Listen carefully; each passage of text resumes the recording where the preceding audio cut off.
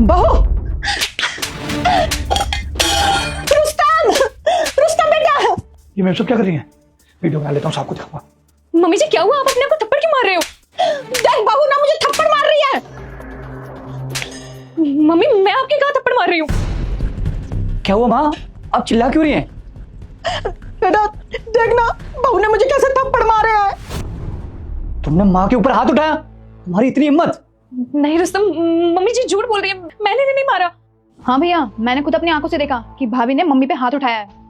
सुमन ये क्या तरीका है?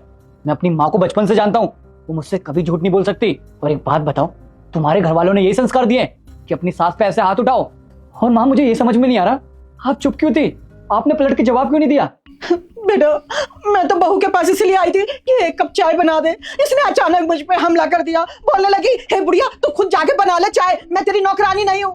बेटा अगर बहू को मैं इतनी बुरी लगती हूँ तो मैं अपनी बेटी को लेकर गाँव चली जाती हूँ। माँ आपको कहीं जाने की जरूरत नहीं है, आप मेरे साथ रहोगी। जाएगी तो सुमन। आप मेरी बात तो सुनिए। बोला ना मैंने, सामान पैक करो, निकलो यहाँ से। माँ आप बैठो। माँ आप आराम करिए, मैं आपके लिए पानी लेकर आता हूँ। वाह माँ, आपने क्या एक्टिंग की है। आज तो भाभी के घर से जाना पक्का।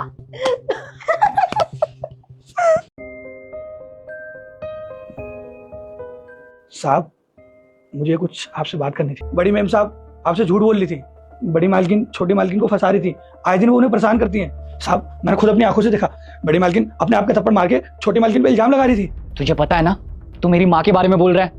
ऐसा ना हो अपनी बीवी को घर से बाहर निकाल रहा हूँ, साथ में तुझे भी निकालना पड़े। और एक बात बता, मेरी माँ ने मुझे बचपन से पाला है, वो मुझे झूठ क्यों बोलेगी?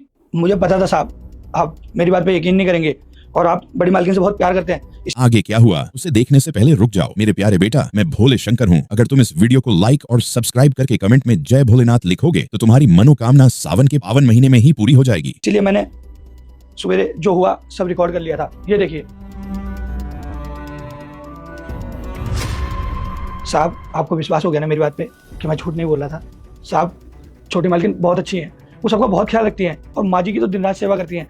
मुझे नहीं पता माँ जी उनके साथ ऐसा क्यों कर रही हैं, मगर आप उन्हें घर से मत निकालिए, उनकी इसमें कोई भी गलती नहीं है। मैं सच बोल रही हूँ, मैंने मम्मी जी पे हाथ नहीं उठाया है, लेकिन मैं नहीं जानती कि वो ये सब क्यों कर रही है। लेकिन मेरी बात पर यकीन करो। मुझे पता है तुमने मम्मी पे हाथ नहीं उठाया,